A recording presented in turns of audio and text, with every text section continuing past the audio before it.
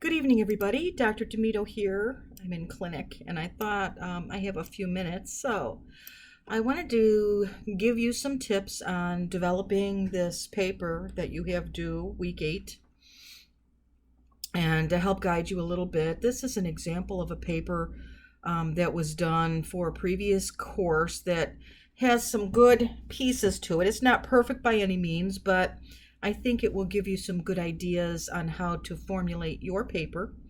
And as always, we start off with an introduction to your paper. Now, this one's a little bit smaller than your average introduction. However, it's okay. Advanced practice nurses are in demand, and here's the biggest piece. This paper will discuss the purpose of practice as a nurse leader in the form of an advanced practice nurse. This paper will also further discuss the professional vision and marketing tools of a future nurse.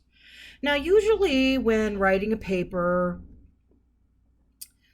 I start off with the first few sentences being, like the history of advanced practice nursing or whatever the topic is, or marketing and nurse practice, and then go into this. And also really watch with overusing words. So this one has paper in it a lot. So that's not something I would advise you to do either. I'm sitting on a stool, so I'm waiting for the stool to fly out from under me at any moment. Then we have our first heading. Now also look at the title is up here. The title of the paper is the same as the title on the title page. We have a running head. This is the introduction, but there is no word introduction written here. Our first heading, a statement of purpose and main objectives of practice. And so the next paragraphs are going to focus on this heading. And you can see here that this writer has done a good job of discussing that topic. And then we've got services and clientele. The services provided by the NP. Now see, this has the ability to, Google wants me to get rid of that for clarity purposes. It wants me to say this. Services provided by the NP can determine the type of clientele in which the advanced practice nurse would is a bad word. I don't like to use would, could, or should in research papers.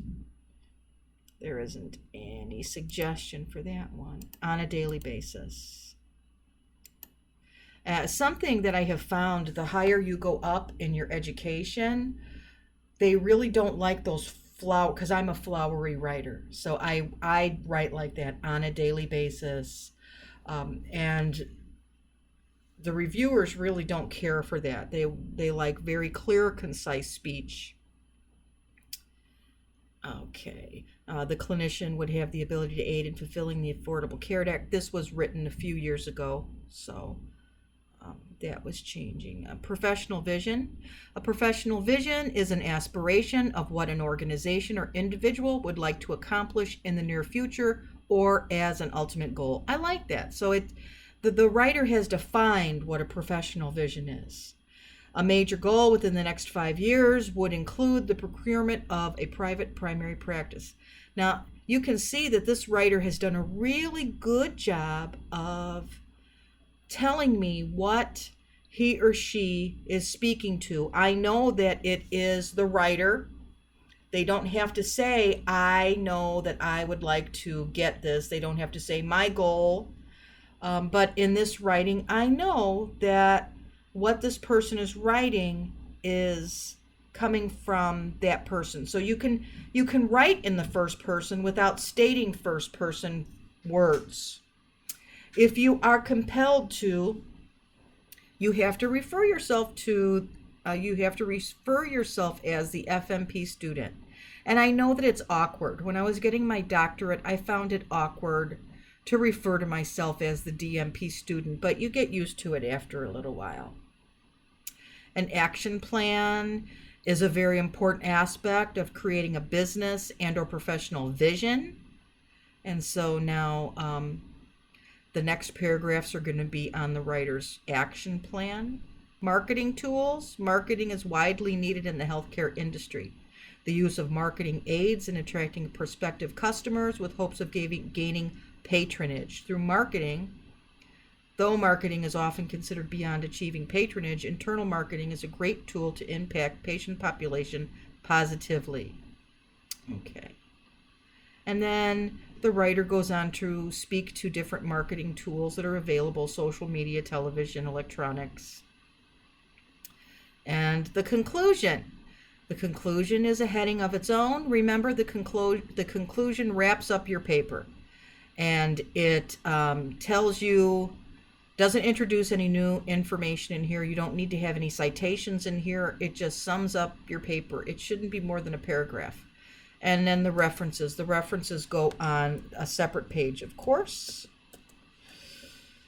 And you can see how they're done. Now, whenever you see an ND here, obviously this person has used an APA formatting program like Reference Point or Perla.